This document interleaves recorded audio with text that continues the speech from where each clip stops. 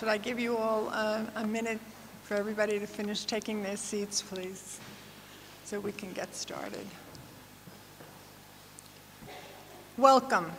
On behalf of George and myself, the Armenian Heritage Park Foundation, the members of the lecture committee, welcome to the 5th annual Human Rights Lecture, this year entitled Truth to Action, Media Freedom. Welcome to our speakers, to our honored guests, Mayor Walsh, Sheriff Kurkjian, who's in the audience, Secretary of Labor Rachel Caprielian, who is here as well. Thank you for coming. Before we begin, I want to thank our co-sponsors who have been with us year after year, now into the 5th year, supporting this series. Please read about them in your program. And a special thank you this year to our participating organizations, kind of a new category, for their assistance. And I want to just read the names of those organizations. They are as well in your program. Boston University College of Communications, Dean Thomas Fidler. Emerson College Department of Journalism, Jerry Lanson, Associate Professor and Chair. New England Center for Investigative Journalism, Jennifer McKim, Clara Germani, who couldn't be with us tonight, and Beth Daly. Please read about them in the program. Northeastern University School of Journalism, Dan Kennedy, Acting Director and Associate Professor, and WGBH's Philip Martin, Senior Investigative Reporter. Could that group please stand? I want to give you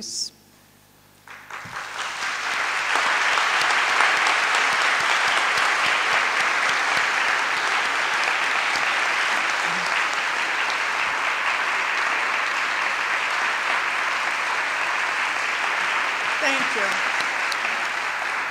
Both they and our co-sponsors and our speakers will all be at the reception which follows, to which everyone is invited over at the Millennium Hotel, so that we may continue this conversation. And now it is my great honor to present a man who has many commitments, but has taken the time to come and welcome you and give us his opening remarks. The Honorable Martin J. Walsh, the mayor of this wonderful city. Mr. Mayor. Thank you. Thank you very much.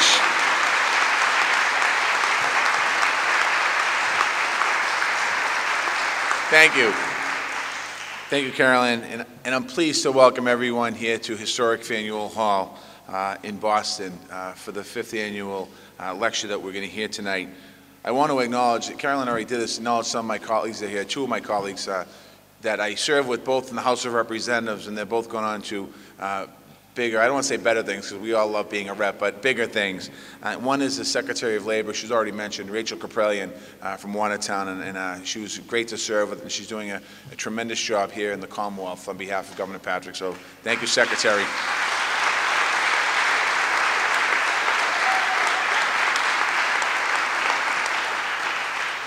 And a gentleman that when I got elected to the House of Representatives in 1997, I got elected in April, I'm part of his class, and that's Sheriff Peter Kurkjian. I'm going to talk about the sheriff in a little while, but I want to also recognize Sheriff Peter Kurkjian.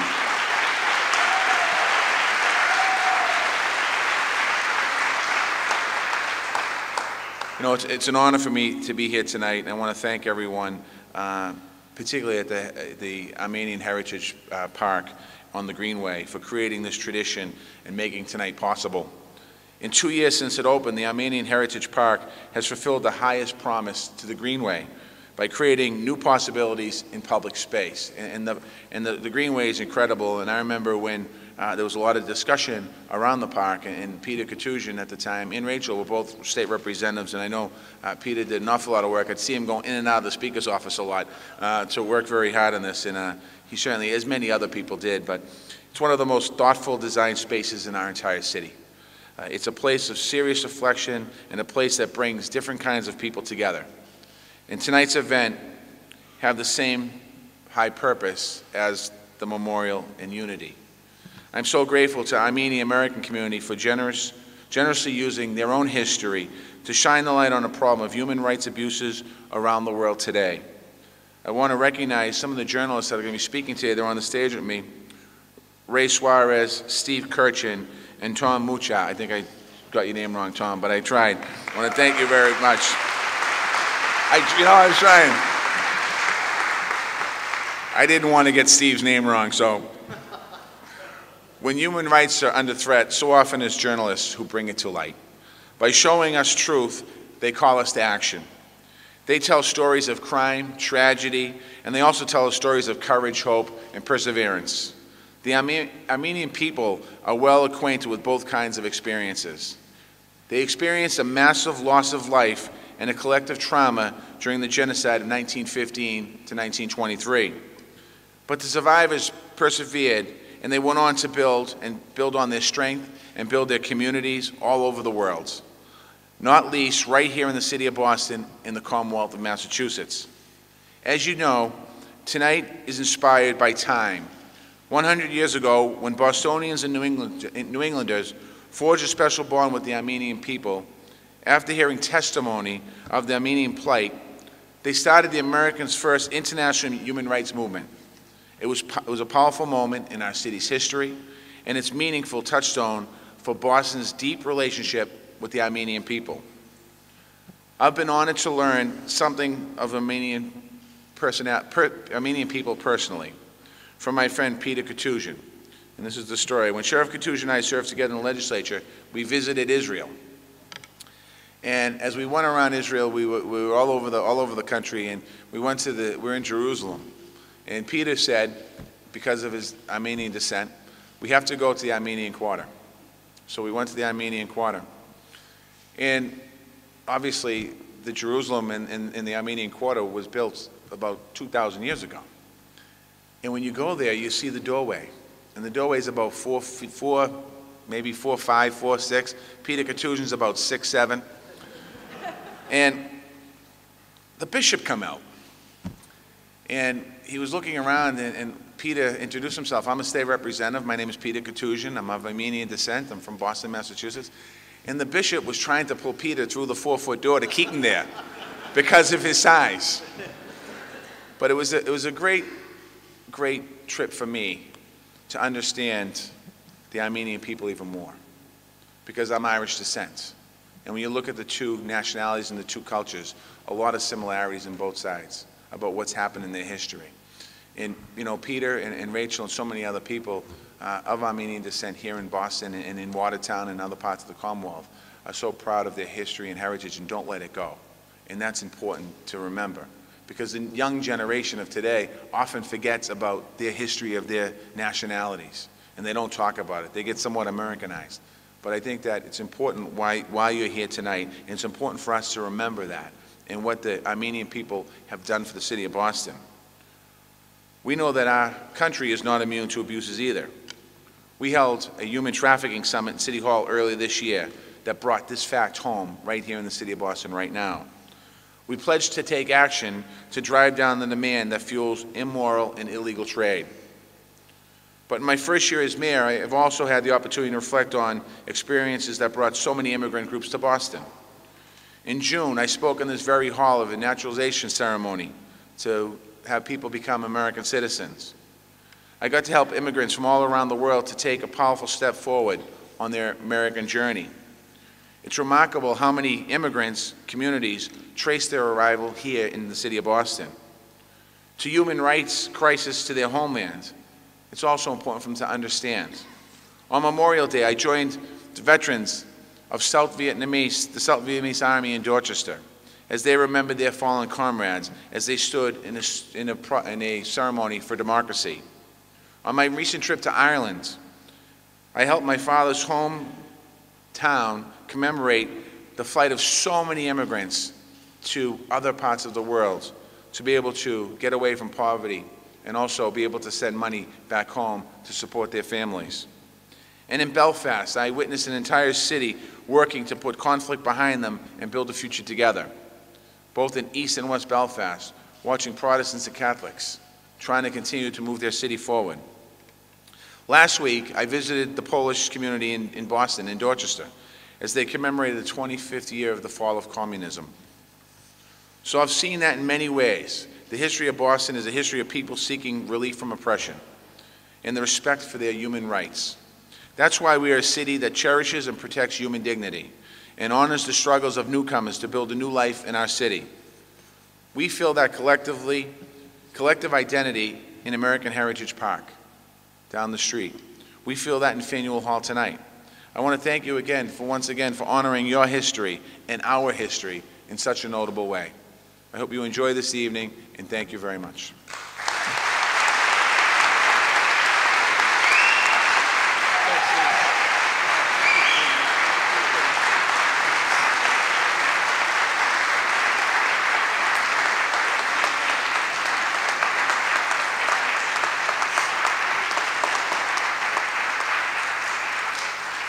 Thank you. Thank you, Mayor Walsh, for your thoughtful comments. That I did not know the history of Boston and what a historic place this is for the human rights movement, so it's really a privilege to be here.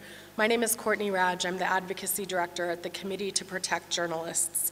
And as you know, this lecture this year addresses the critical importance of freedom of the press in upholding human rights around the world.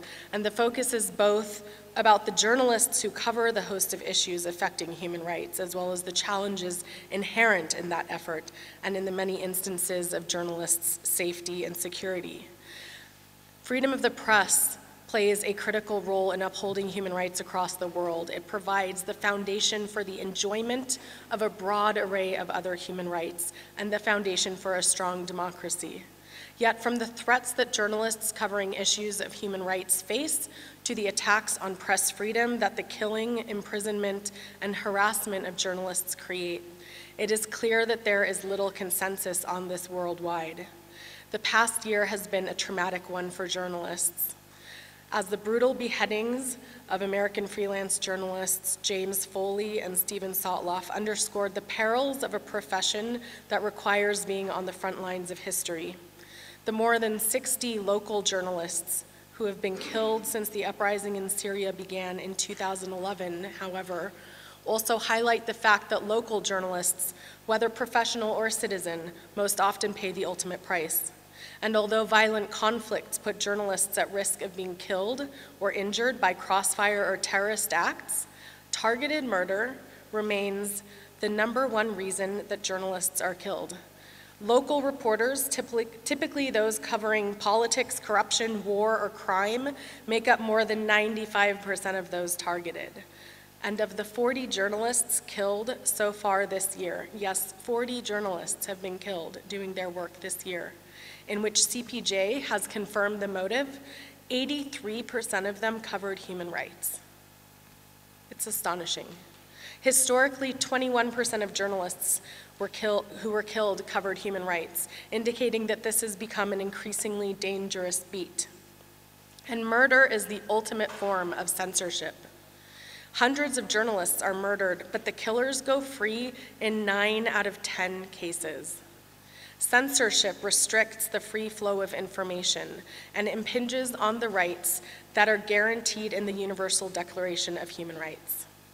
As the wife of a murdered Ukrainian journalist named Georgy Zhozhaze wrote in The Road to Justice, a culture of impunity obstructs the search for justice and allows those responsible to block the people's quest for the truth in the bloodiest of ways. It also sends a chilling message to the press when killers go unpunished, restricting reporting on important issues of public concerns, not least of which is human rights. As you know, in some countries, even reporting on the fact that there was a genocide in Armenia is punishable by criminal punishments. There has been a growing recognition internationally of the need to stave the rising number of journalist killings and seek justice for those murdered. A plan by the United Nations to combat deadly anti-press violence got underway last year, with Pakistan and Iraq being early focal points. And among its many measures, the plan aims to strengthen journalist safety programs and assist member states in developing ways to prosecute the killers of journalists. Too often, states lack the political will to pursue justice, but in other cases, the lack of an independent judiciary or security agencies impede effective investigations. We're lucky to have the sheriff here tonight. I think that's pretty unusual in many countries where the sheriff would show up to listen to a talk about human rights or about press freedom. Too often, journalists are attacked or harassed by leaders attempting to hold on to power, cover up corruption, and conduct their activities in secret. This is obviously not the case tonight. This is not only a violation of the rights of journalists as individuals, but also of society's broader right to inform and be informed. The role of journalists and media organizations as a voice for the poor and powerless, a provider of information and ideas, a forum for politics and culture, and an engine of change, is acknowledged by economists and political scientists as vital to economic development and democracy. And of course, a free press is vital to revealing human rights abuses, whether they are committed by governments or non-state actors like the drug cartels in Central America or the so-called Islamic State as it seeks to expand its territory in the Middle East. Iran, China, Eritrea, Ethiopia, Egypt, Vietnam are all among the leading jailers of journalists and are also countries where respect for human rights is weak and corruption is strong. Not surprisingly, several of these countries also figure among the countries from where journalists are most likely to flee into exile. CPJ, the Committee to Protect Journalists, provides emergency assistance to journalists, and according to the statistics based on those that we've helped, more than 400 journalists have fled into exile in the past 5 years. Most have been unable to continue working as journalists, which impinges on all of our human rights. But perhaps they are the lucky ones. Since 2012, CPJ's annual prison census has documented more than 200 journalists in prison each of the past 2 years. Some of them, like Kyrgyz journalist and human rights defender Azimoj Askarov, whose work exposed official wrongdoing and abuse, are serving life sentences after judicial processes too often marred by torture, lack of evidence, and fabricated charges.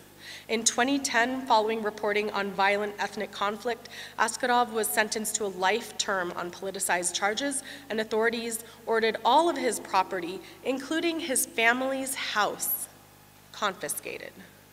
In 2012, CPJ honored him with our International Press Freedom Award, and in July, I met with the Prosecutor General of Kyrgyzstan and once again asked her to reopen his case based on new evidence and disclosure of biased court proceedings.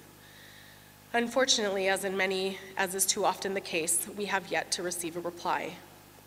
Earlier this month, CPJ was in Turkey and met with the newly elected President Erdogan, who exemplifies the increasingly belligerent and hostile attitudes of authorities towards the press and the internet for that matter. Technological changes that have put the tools of journalism into each individual's hands and enabled officials and others to bypass the media to take their messages directly to their audience exemplifies the shifting power dynamics between the press and those in power that is at the root of so many of the threats that journalists face. Technological convergence has meant an expansion of media platforms as well as the emergence of citizen journalism and spaces for independent media, while at the same time fundamentally reconfiguring the media landscape.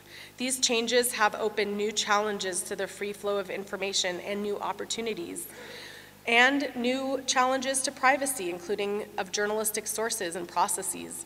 Data mining, filtering, surveillance capabilities that digitized media enables, and the privatization of censorship in which governments outsource censorship to private companies have enabled new dynamics to take shape. Press freedom in the 21st century is inseparable from internet freedom, as the platforms and tools for doing journalism are digitized and networked. And indeed, the United Nations has recognized this fact in recent reports by the special rapporteurs, who reject the duality of the antiquated notion of the online and the offline, and recognize that these rights are fundamental human rights, including press freedom, that extend across platforms and regardless of modes of communication. Yet whether censorship is digital or physical, journalists the world over refuse to be cowed in their efforts to hold governments and businesses accountable and serve the public interest. They are on the front line of human rights defenders who are driven to tell the real stories of people struggling and bearing witness, literally risking their lives to inform the public. And I'm honored to be here today with three distinguished journalists. And at the conclusion of their talks, I'll talk to you a little bit about what you can do to make a difference to press freedom. So I'd like to turn to Ray Suarez, who is an award-winning veteran journalist and host of Inside Story, the daily program on Al Jazeera America, and author of Latino Americans, the 500-year legacy that shaped a nation. He will speak from his perspective as, in his words, the daily deadline reporter, one who each day quickly marshals as many facts and aspects to the story as it breaks, and then crafts a narrative that would help the public understand what I've learned. Ray.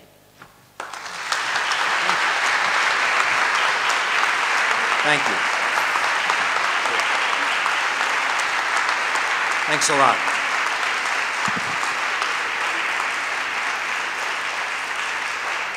Thank you, Courtney. Thank you for coming out to this wonderful place. And thanks for making it out on a beautiful night when you could have been doing a lot of other things outside. When I was first invited to speak to you tonight, I was asked to talk about investigative reporting.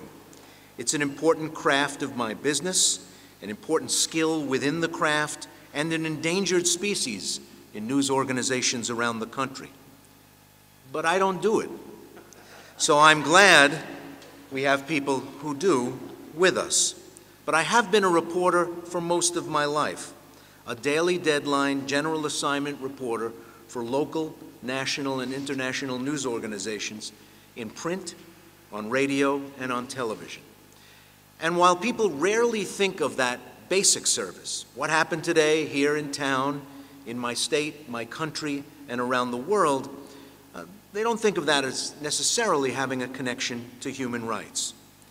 But I'm here to tell you tonight that the craft of gathering information and telling it to interested audiences is under assault around the world. The Committee to Protect Journalists, as you just heard, keeps watch on my colleagues working in every part of the globe. We heard about those who have been expelled from their countries and killed. Ask yourself why a country would kick a journalist out. Why would forces inside a society think that reporting is such a threat that a journalist should lose her life for doing it? Part of the answer is simple. It is easier to oppress an ignorant people. It is easier to keep a people frightened and pacified if they don't know what their government, their army, their industries are up to. I've had the great privilege of covering stories in dozens of countries around the world and almost every state in the Union. I've had the great gift of seeing human beings at their best, bravest, and most noble selves, and more than my share of the worst things that human beings can dish out to each other. Every manner of cruelty, exploitation, marginalization, and contempt. Information, basic information about the whole messy, clanking, lurching enterprise of a society is as essential to the health of a people as oxygen is to the health of a body. Without oxygen, a body dies. Without information, a people becomes prey. We in the United States have been fortunate, and fortunate for a long time, in having a press that is allowed to dig, delve, and provoke. The people Daily Deadline journalists cover don't necessarily want their story told.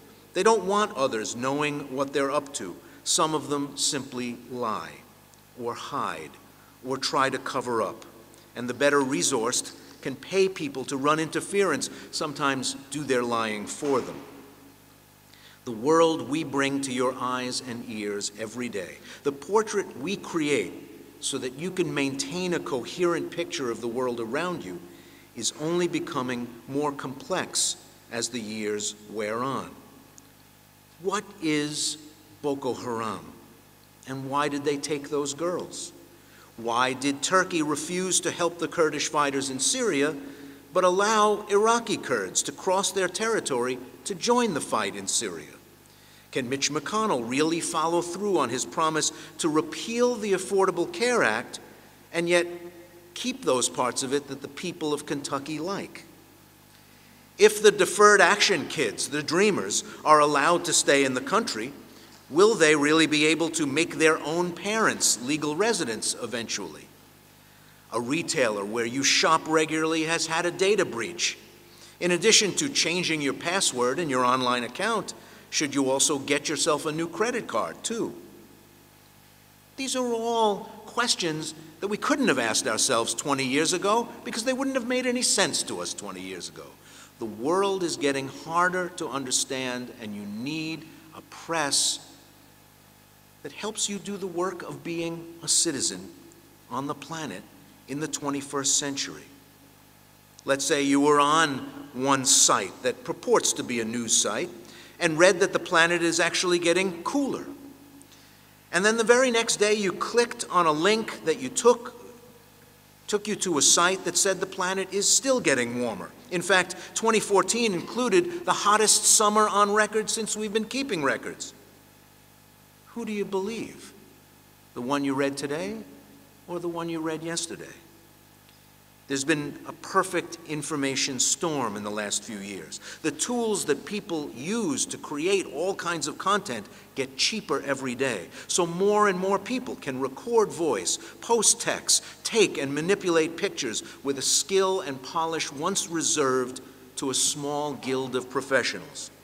More people can simply make themselves journalists because access both to the tools of creation and the channels of distribution are more democratic. With their profits under pressure and their business models outmoded, more newsrooms are asking fewer people to do more things than ever before. Lay atop this model of destruction and rebuilding that ever more complicated world that I described, and what do you get? You get a public that can find out more things about more things than any people that has ever lived in the history of the world, yet doesn't trust the people whose job it is to find stuff out. They don't believe the very industry that exists to tell them the truth. Look at the poll numbers about trust in the press. There's a crisis of authority in our society now.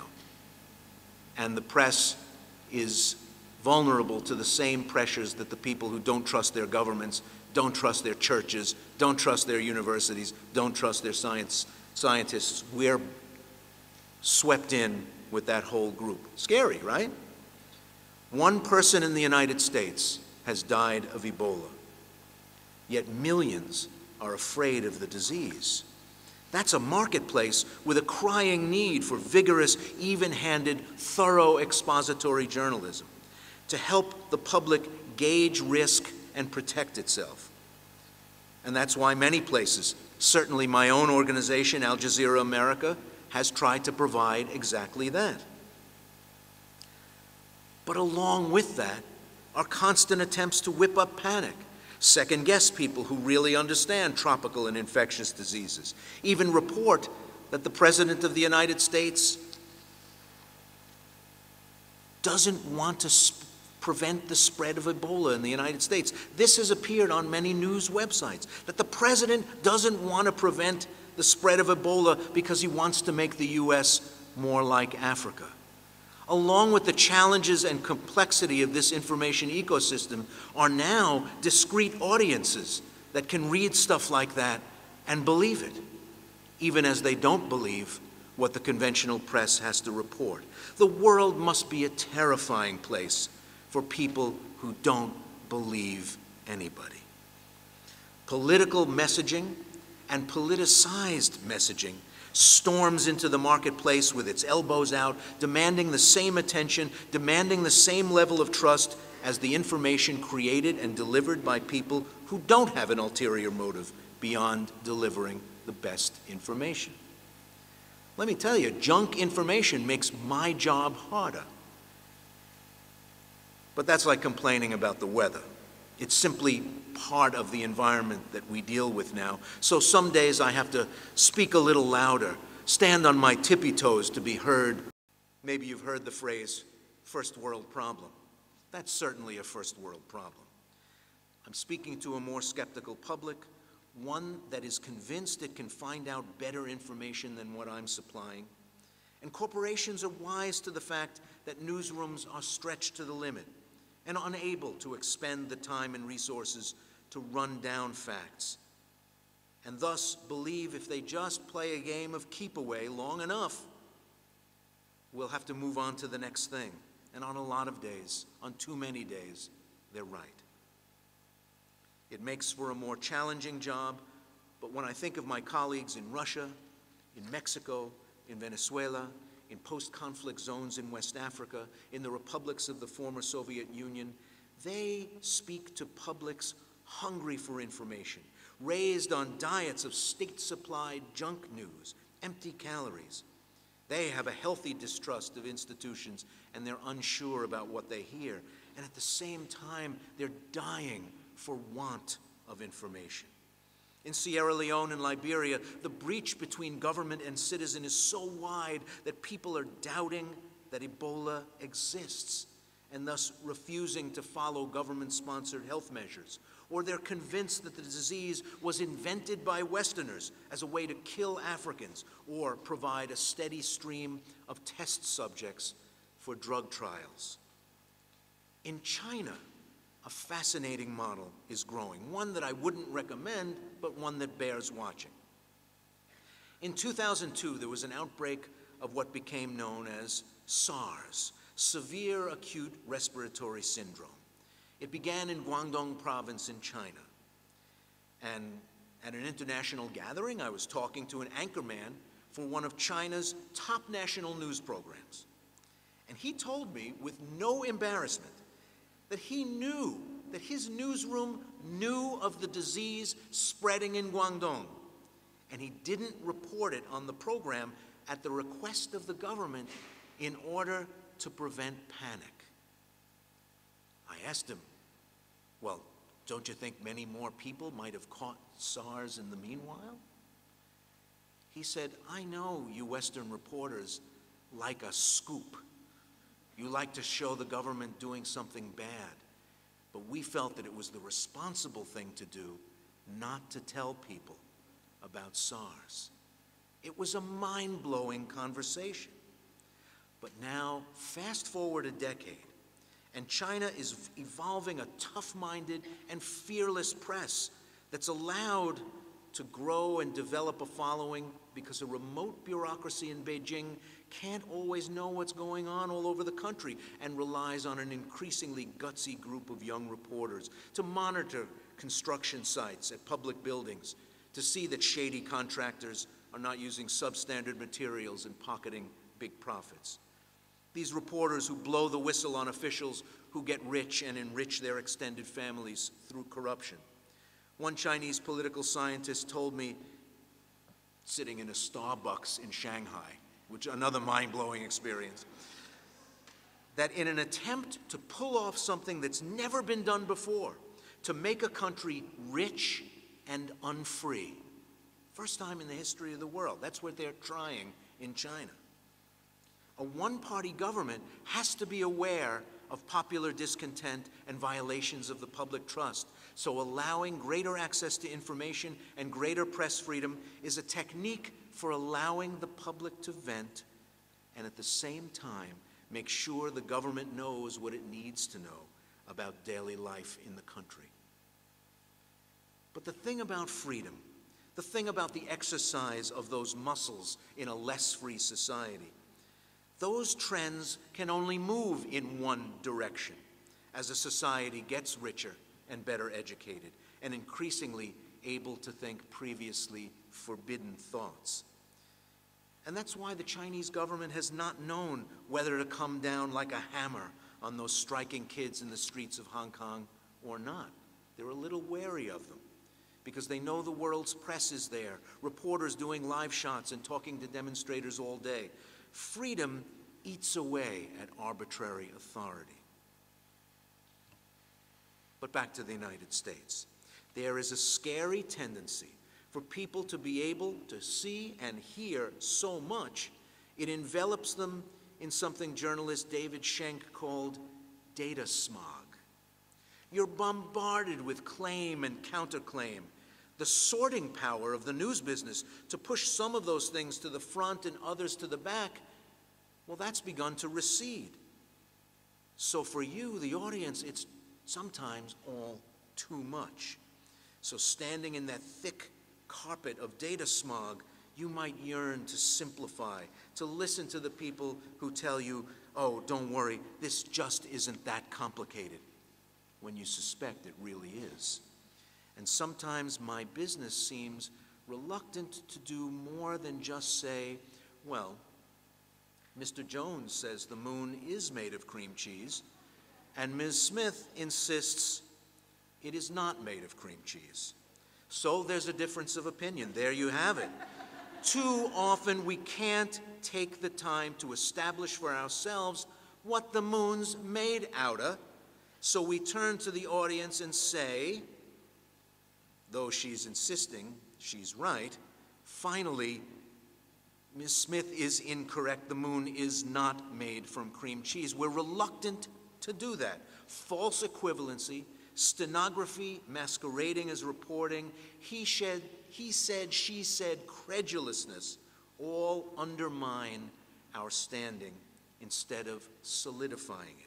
We're so afraid of accusations of bias that we seem to be prepared to be accused of being irrelevant instead. If we don't exist in part to tell the public the truth, instead of just saying, well, Mr. Smith says one thing and Ms. Jones says another, we risk a dangerous kind of irrelevance. But for all that, for all what I just said, it still is an exciting time to be a reporter.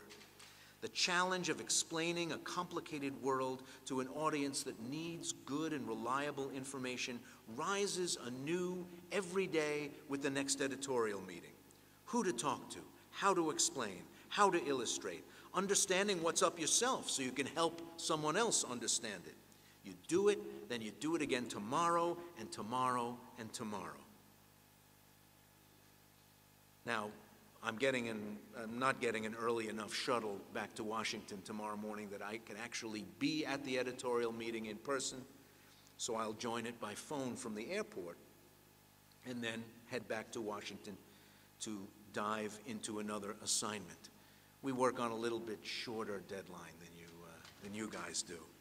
My work is very different from Stephen's and Thomas's, but our very different lenses on the world are absolutely vital to the public having the information it needs, as I said, to do the work of being a citizen in the 21st century. One of the big challenges coming up, no matter who wins in next month's elections and who wins in the 2016 election, is what we're going to do about the rules for people coming to this country from other places in the world.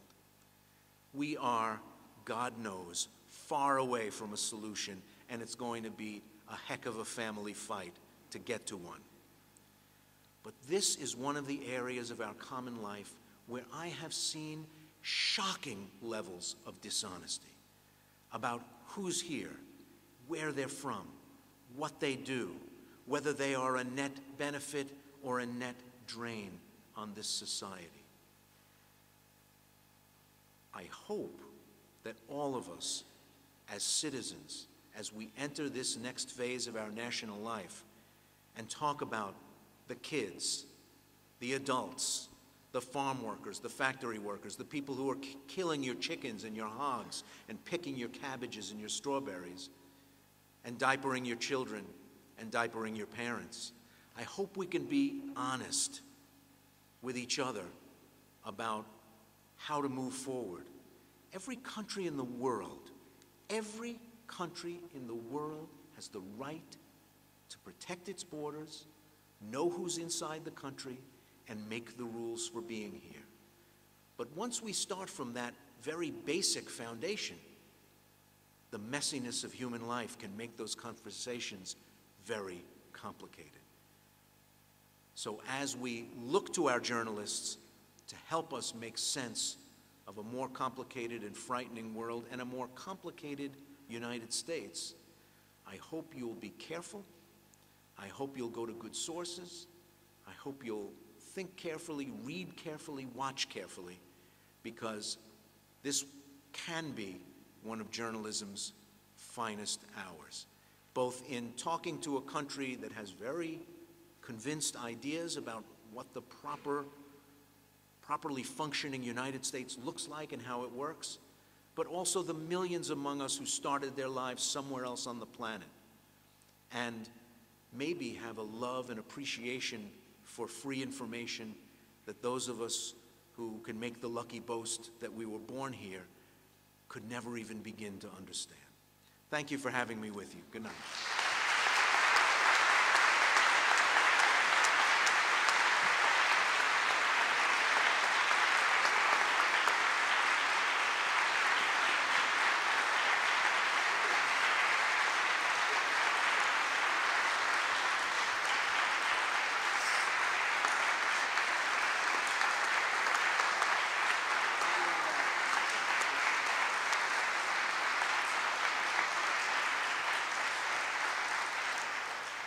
Thank you. Those were remarkable comments and really summed up the situation. And now it's with pleasure that I would like to introduce Pulitzer Prize-winning journalist Stephen Kurkjian, founding member and former chief investigative spotlight team of the Boston Globe and editor of its Washington bureau, who will speak from his perspective as a local investigative journalist and former Washington bureau chief. He will focus, in his words, on the ever-essential need for determined reporting to expose systematic abuses and inequities that deny the public equal access to government services. Stephen Kurkjian.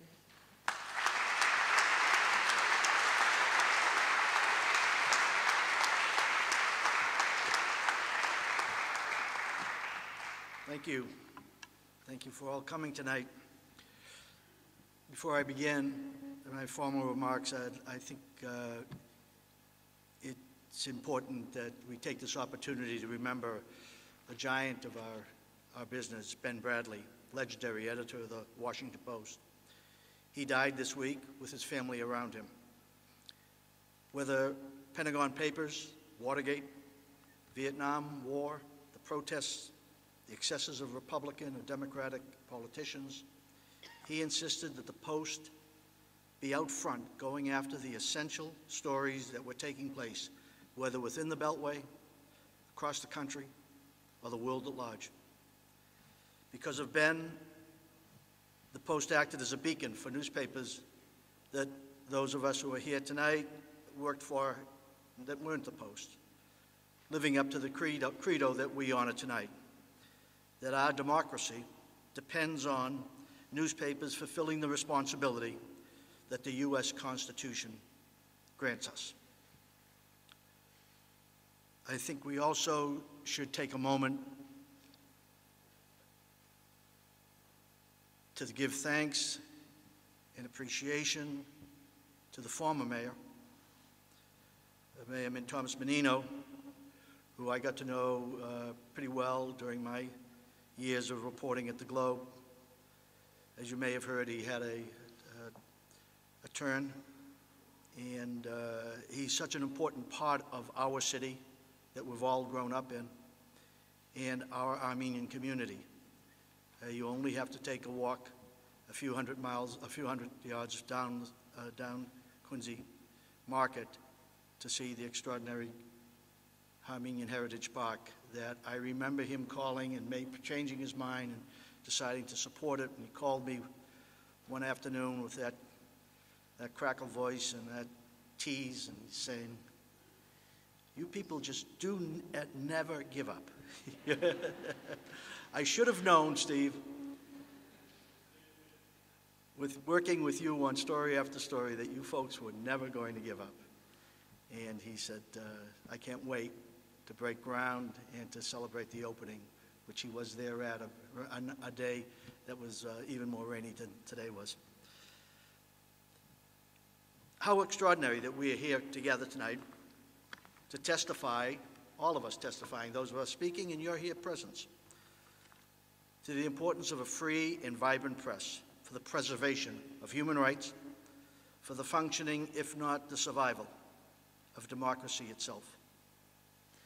Here in this hallowed place, Faneuil Hall, the cradle of liberty. I've covered several events here over the years, but the most rewarding one was a couple of years ago when the wife of my little brother was being sworn in as an American citizen. I got here early just to survey the crowd, and a long line of people were waiting, of those who were being sworn in and their families, and I listened to their speaking their native tongues, native languages in the line, and it's just wonderful to see them so happy and content that they had achieved a level of becoming American.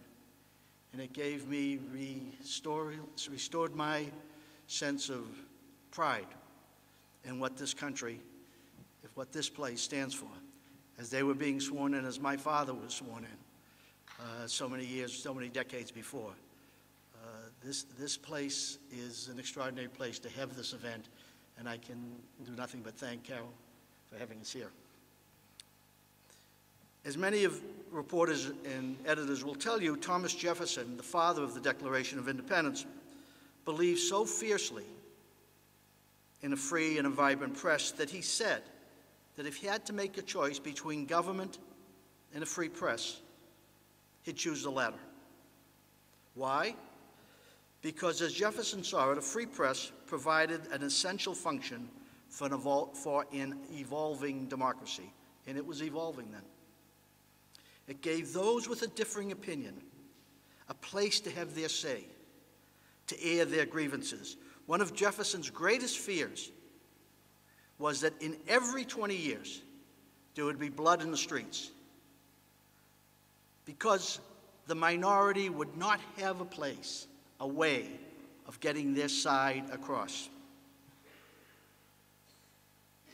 The only way for those in the minority to get their side across, to convince people otherwise, was to take to the streets with weapons in their hand, thus the Second Amendment. As I like to tell the kids that I teach, that's the amendment that says you will rule by the barrel of a gun. But Jefferson and the framers of the Bill of Rights knew that if democracy was going to survive, they had to provide some avenue for political differences to be settled, other than the barrel of the gun.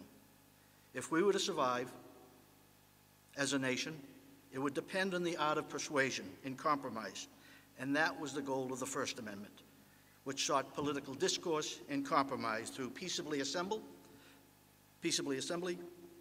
freedom of speech, and being able to petition the government to redress grievances.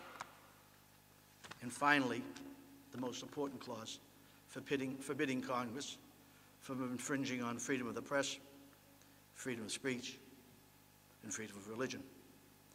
And remarkably, with the responsible exercise of that freedom, the press has played, here in America, a significant role in addressing the ills of society. Just think for a moment of the injustices in the American way of life that the press is focused on. In the 19th century, slavery and the robber barons who would kill our economy and the environment. In the early 1900s, broad labor reforms and social welfare. And then later in the 20th century, civil rights, women's rights, corruption and secrecy in government, exposing a war in Vietnam that should never have been fought, and one which should have been, the disparity of opportunity and privileges among our people.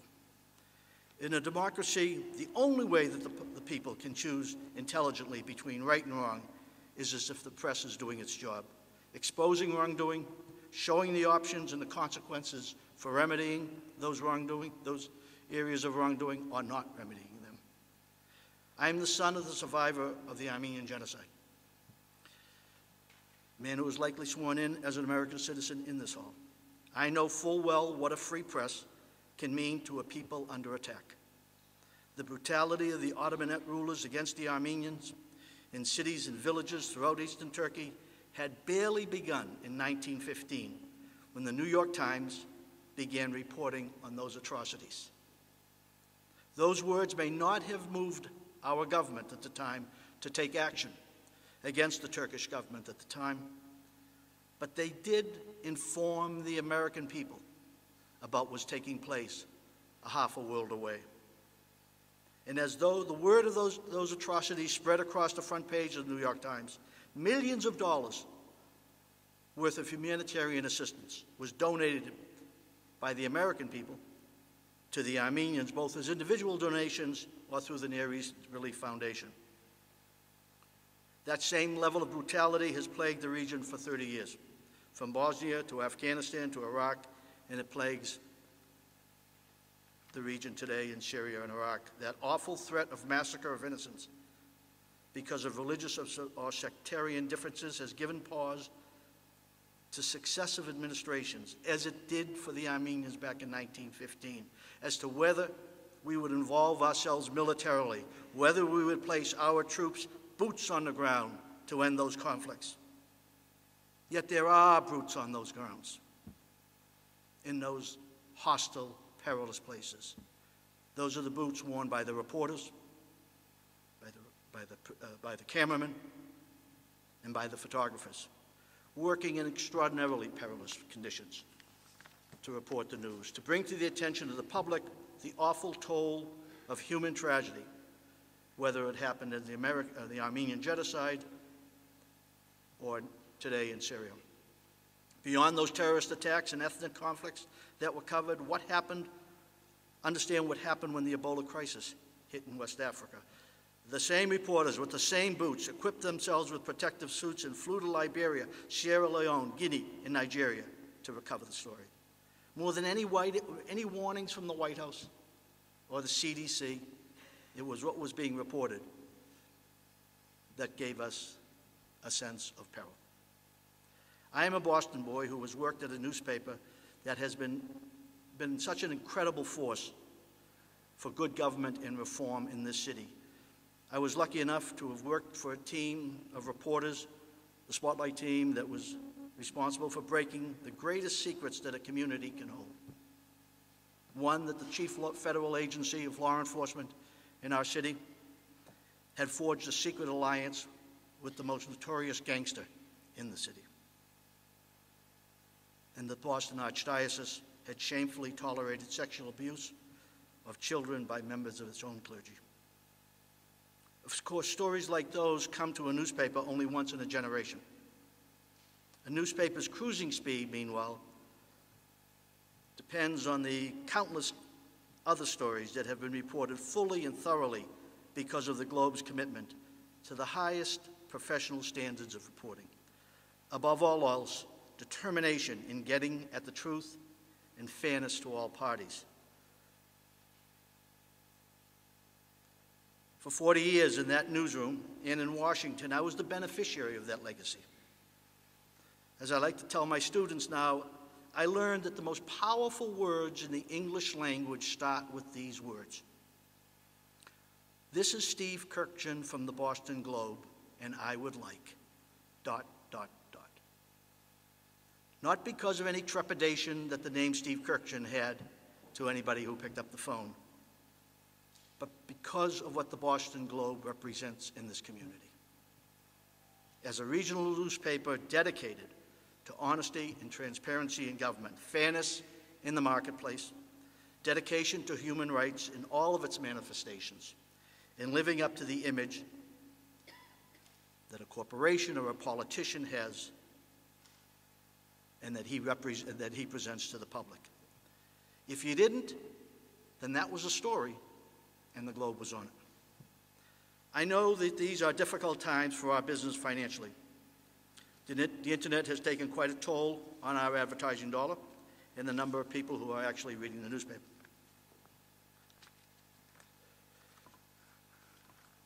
But the words, pearls of wisdom that Ben Bradley left us, that I read the other day, ring true. We should not seek to be loved by what we are doing at the newspaper. What we need to seek is to be respected. I think that is as great a goal for us as newspapermen and women at the Globe, at the Herald, at any of the news organizations here in Boston or throughout the country. It is that respect that allows us to challenge wrongdoing whenever it manifests itself, and through that challenge, live up to and fulfill the privilege that has been granted us by the First Amendment. Thank you very much for having me.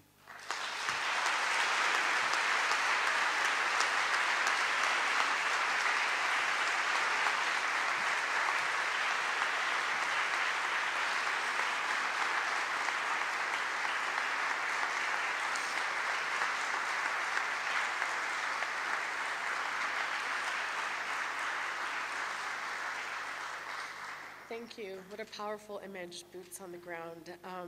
I'd like to introduce our next and last, but certainly not least, the speaker, award-winning journalist and editor Thomas Mucha, editor of the web-based GlobalPos, who will speak about the importance of international reporting with diminished foreign coverage of American media, taking people to far-flung places around the globe most will never visit, but where events are shaping our lives. Tom?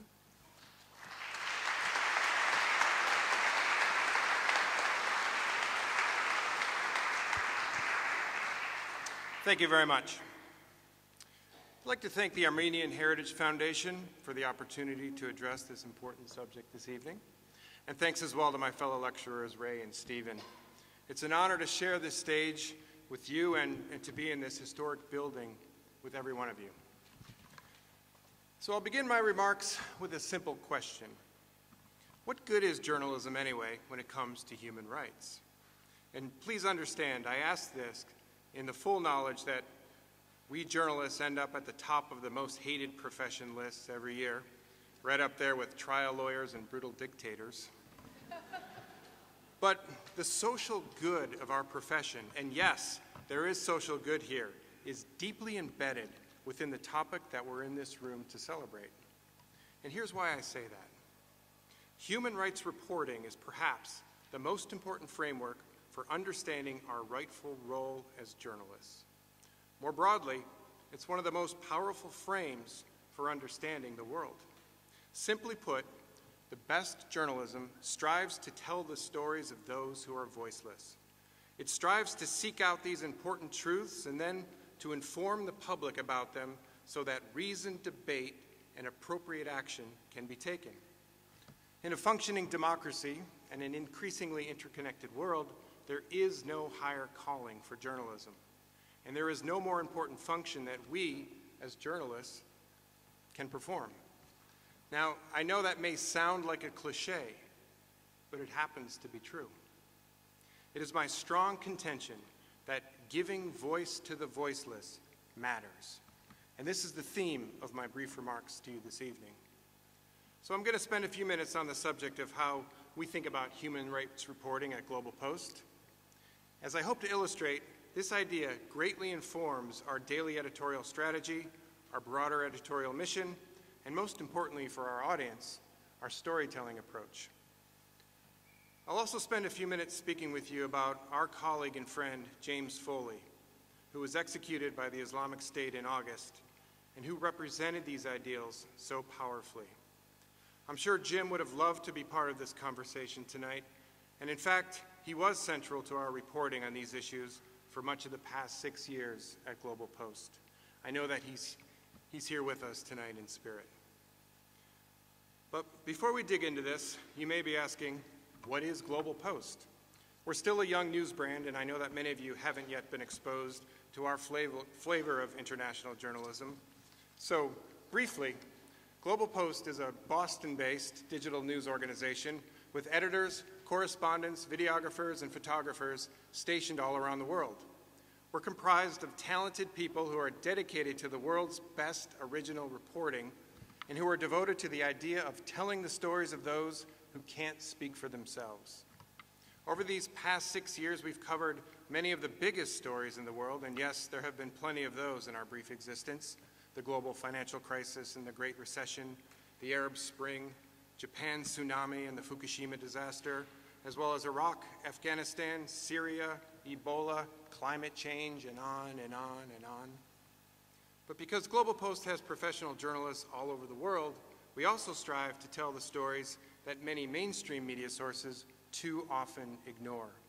These are the little visited corners of the planet where great human dramas are playing out: the jungles of Madagascar, the mean streets of Mogadishu, the factory towns of China, the favelas of Brazil, the desert villages of the Sahara, and elsewhere. Through it all, GlobalPos' editorial mission has encompassed a very broad definition of human rights. The United Nations Universal Declaration of Human Rights includes 30 articles, each aimed at promoting these rights and freedoms everywhere.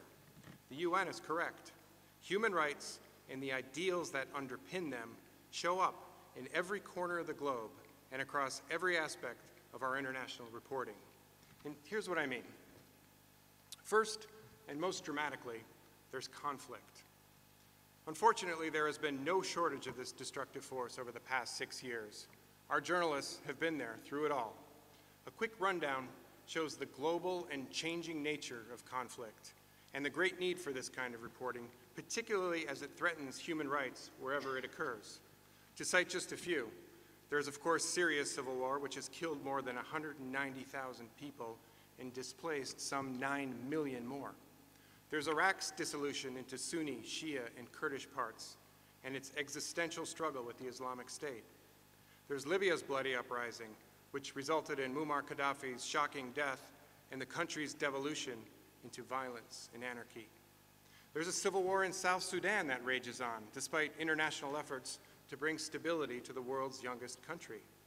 Meanwhile, Mexico's drug cartels conflict has killed an estimated 120,000 people. An important example that I'd like to briefly highlight is the reporting and video work of GlobalPos' Tracy Shelton, who is giving voice to the Yazidis, an ancient religious minority in Iraqi Kurdistan that has been singled out by the Islamic State. Over the past several months, Tracy has spent a great deal of time with Yazidi refugees in Erbil, near Sinjar Mountain, and elsewhere in Iraqi Kurdistan.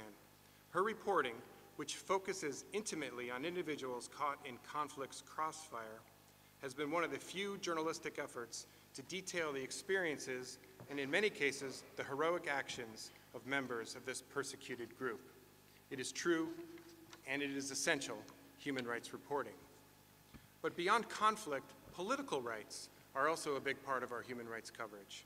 The yearning for freedom and self-rule is global, and yes, it produces stories everywhere. Just this year, we've seen India's great democracy undergo a peaceful and potentially very significant leadership transition. Brazil is in the midst of an exciting presidential election, which culminates on Sunday. Hong Kong's pro-democracy movement has recently captured the world's attention with its cry for greater political freedom from China. And of course, there's been Ukraine, where Ukrainians and Russians are now engaged in a complex struggle over the political future of that strategically important country. The coverage of economic rights as well has been central to our approach to covering the world. For example, the euro crisis is today affecting economic conditions and rights in the world's largest trading bloc, from France to Spain to Portugal to Greece and Germany. The crisis has also produced ramifications far beyond the Eurozone, including on Wall Street, as well as on Main Street America. We've also witnessed the rapid emergence of economies across Asia, including the recent opening of Myanmar, as well as strong economic growth around Africa, some of which is now gravely threatened by the worsening Ebola outbreak. This universal desire to better one's economic situation, no matter where, is central to so many of the world's most important stories and to many of its biggest challenges, including rising inequality, and of course, how all of this increased economic activity affects global climate change. Human rights reporting is also central to LGBT and gender rights issues. Again, you see this everywhere around the world. There's the repeated and shocking violence against women in India. There's Boko Haram's kidnapping of some 200 young girls in Nigeria, many of whom have been sold into slavery. There's also the fight for girls' education in many parts of the world, personified by Pakistan's Malala Yousafzai and the Nobel Peace Prize awarded to her just last week. Finally, there's Uganda's legal and lethal attacks against homosexuals. The country is, of course, not alone in its often violent condemnation of gay rights. These are just a few examples of how widespread and how important human rights are around the world, from conflict to politics to economics and other matters of social justice. As I hope you can see from this long list, there is a great need for this kind of reporting in today's interconnected world, a world where millions can be touched by a single tweet or dozens killed by a single drone strike. That's because the most important thing for a democratic society, and more broadly, for a civilized world, is information. Even more importantly, the knowledge and wisdom that can only come from having the right information. So how do you get the reporting that leads to this happy outcome? Not from opportunistic talking heads shilling agendas on biased and cynical cable news channels, not from blindly accepting outdated and offensive cultural stereotypes as truth, not even from well-meaning editors of international news organizations like me. No, to truly get at what matters, you have to be there out in the world. To hear what the voiceless want to say, you have to be there. To tell their stories, you have to be there with them. Now, all of this seems simple enough, even self-evident, but there's a problem with this equation. The challenges of doing this kind of reporting are great, and for a variety of reasons, it is becoming harder every day. First, there are the economic difficulties. As anyone in journalism today knows, the business outlook for the industry is in flux, especially for those of us who don't rely on producing cat listicles or who trade in celebrity gossip. So human rights reporting requires new ideas, new approaches, and new revenue models to carry it into the future. It requires experimentation and flexibility in how we approach our present and our future. And above all, it requires a willingness of the public to value it. None of these economic challenges will be easy, nor will they be solved anytime soon. But that said, the challenge to human rights reporting is not just about money. Politics also plays a significant role. Of course, many governments, including our own, don't want nosy reporters digging into their human rights records. To cite just a few recent examples, China makes it very difficult for international news organizations to report in that country legally, even as its influence in the world grows. Russia has recently announced new restrictions on foreign ownership of media, and has made it increasingly difficult for non-Russians to get reporting visas. And Egypt, of course, has wrongly jailed journalists, as have other countries in the Middle East and around the world. Now, beyond these political challenges, there are other lesser-known difficulties. These tend to be more cultural in nature. For one, it's hard to get people to open up about these issues. In many countries, there's a serious distrust of any authority figures, including, of course, journalists. And in many places, there are severe legal penalties to be paid by citizens for speaking up and for speaking out against human rights violations. Then, of course, there are the physical dangers in doing this kind of reporting. This point cannot be underestimated. The number of journalists who die each year in conflict reporting is far too high, a fact that the CPJ and others connected to the profession know all too well.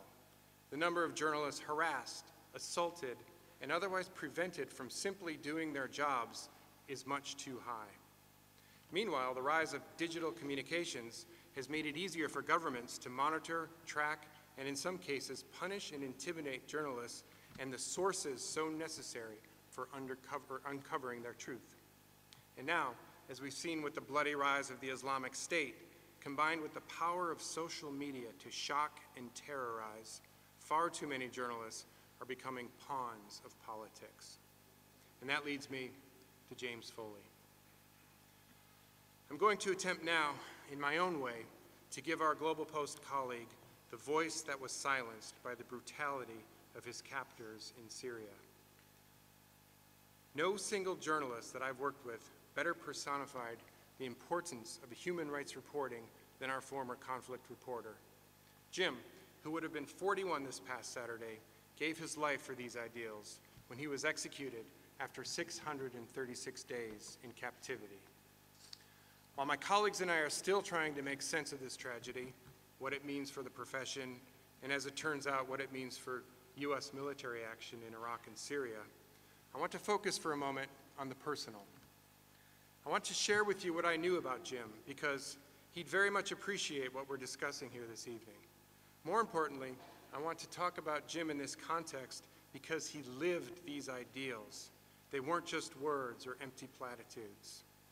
You saw that in all of his actions as a journalist, from his time in Iraq, to his time covering the U.S. military in Afghanistan, to his vivid reporting of the Libyan rebellion, to finally his deeply personal coverage of the Syrian conflict, which ultimately took his life. In all of these troubled places, Jim put the stories of the people first, their struggles for basic human rights, their desperate hopes for self-rule, their strong desires to build economic futures, and through it all, their endurance under the most extreme circumstances. These were the things that drove Jim as he strove to detail the struggle for human rights wherever they were threatened. In the end, this is why his reporting was so powerful. In the end, this is why his personal loss is a loss for all of us. Just days after Jim's death, in the midst of that unfolding horror, Jim's colleagues and I reflected deeply on what had just happened. I suppose we were all just trying to make sense of it. After some thought, and after more than a few tears, we wrote and published a GlobalPos piece titled, "What James Foley Meant to Us." As I conclude my remarks tonight, I'm going to quote liberally from these personal reflections, because I think they capture how Jim's life and how his work embodied what we're celebrating this evening. Seeing Jim wallpapered across the world's media for the past week, sweat and dust on his rugged face, donning dark shades in the desert sun, and brandishing a black video camera as if it were an M16, you could be forgiven for sensing an oversized ego. On the contrary, Jim was quiet, humble, and at times somewhat awkward. He often spoke slowly, as if struggling to get the words out. But when they came out, he always had something to say. You could say Foley was a journalist. That would be a compliment to the rest of the profession. Although tenacious and driven in his reporting, Jim wore none of his adventures or accomplishments as a badge. Around our Boston office, dressed in jeans, running shoes, and an extra-large polo shirt, you rarely got the sense that he was the guy who had seen so much, who had weathered a Taliban ambush and prison in Libya. He did not see himself as important. All that mattered to Jim was the people that he wrote about. He wanted to be immersed in the moments that he was covering, often at tremendous risk to himself.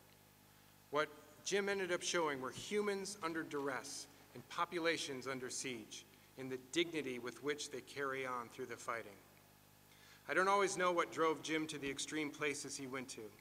I just know that what he found when he got there helped us come away more moved and more knowledgeable than we were before. That's what Jim Foley meant to us, to journalism, and to the world. Thank you all for your time and attention this evening, and especially for your commitment to and respect for human rights reporting. Thank you.